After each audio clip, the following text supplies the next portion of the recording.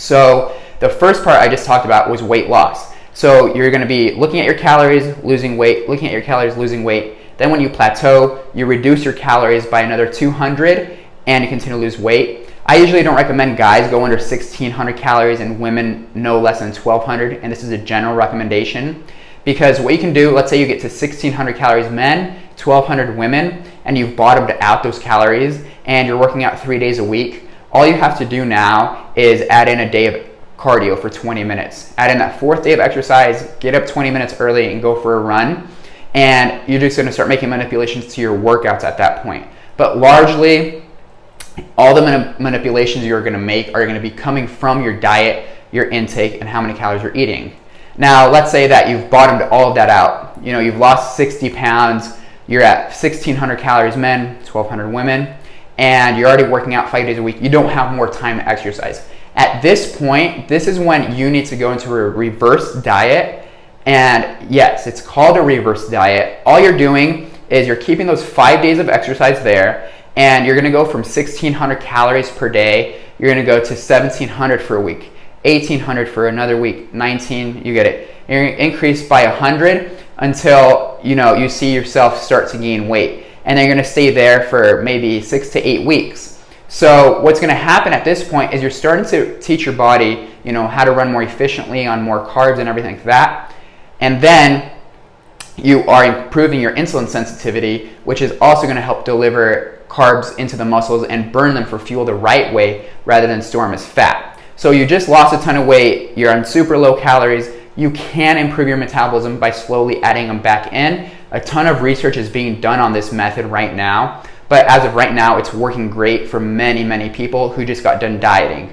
And as you know, many people rebound weight after they go into a weight loss phase, and the reason is because they just restore their calories right back to where they were. So let me break it down. Person A, man or woman, is at 2,200 calories. They dieted all the way slowly until they were at 1,600 calories. Over that time, they lost 50 pounds. So they're at 1,600 calories, but they're 50 pounds lighter. They hit their goal weight. The wedding they were getting ready for is over. So after the wedding, they go back to 2,200 calories where they started at. Well, the difference here is that they're 50 pounds lighter, so their metabolism is not going to be the same as it was, 8 months ago when they started dieting. Their metabolism is now going to be set for that 60 pounds lighter that we're talking about, that new weight loss. But that's not to say they have to stay there at low calories forever. This is where you introduce the reverse method, and after that wedding, a day of shenanigans and all that, go work out for a week, and a week after that wedding or honeymoon, this is hypothetical again, a week after that event, you go from 1,600 calories to 1,700 to 1,800, and you slowly start introducing them. Now with that, you're gonna go from a 60-pound weight loss, you might gain 10 pounds back, but you're gonna be back at 2,200 calories. So now you maintain this phase of 2,200 calories for a long period of time, let's say 2 or 3 months. And your metabolism's at 2,200 calories, and you've lost a total of 50 pounds, because remember, you gained 10 back. So you're at 2,200 calories, you lost 50 pounds. So now if we look at the bigger picture, which is what you always want to look at, is when you very first started, you were 60 pounds heavier from the total weight loss. You were 60 pounds heavier, you dieted down, you lost 60 pounds, then your calories came back up, and at 60 pounds turned to 50, which is still a great weight loss. But now your calories are at 2,200. So now what you can take from this is you could do another weight loss phase about 8 months from that first one, 8 months away, with your new calories. So you're at 2,200 calories and your new body weight, and now you reduce that 2,200 to 1,800. And that 50-pound total weight loss is now going to jump to 80 or 90-pound total weight loss. And then you are going to go from 1,800 calories to 1,600 calories. Then that's when you hit the 100-pound weight loss. And so when you hit that 100-pound weight loss, you start to introduce the calories slowly back in again and build your metabolism from 1,600 all the way back up slowly to 2,200. And now you're going to be looking at about a 90-pound weight loss. So always try to look at the bigger picture, and that's for somebody who needs to lose about 100 pounds or more.